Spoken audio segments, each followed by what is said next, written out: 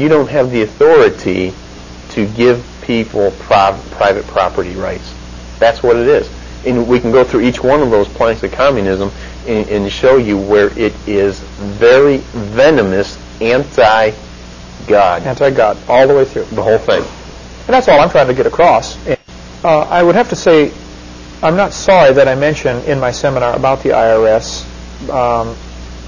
I am aware of the fact that there's a great learning curve to bring the average American who's down here, right, who knows nothing about any of this. There's a tremendous learning curve to bring him up to speed where it's all of a sudden, wow, now I understand.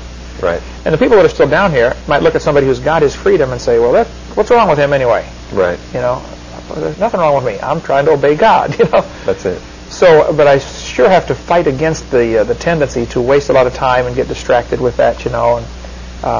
And I appreciate people like you that study this and understand it and are willing to help people. You know, you've got some questions, you know.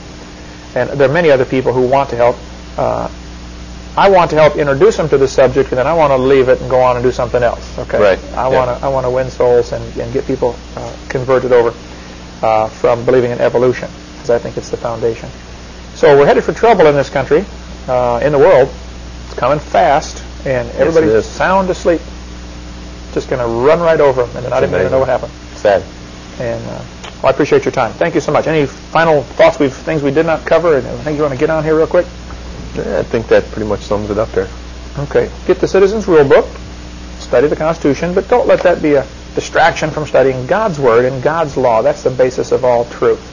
And always keep in mind the love of money is the root of all evil. Not the lack of money, which some people think. Yes. The love of money. Love of money. Nothing wrong with money, and it's a necessary.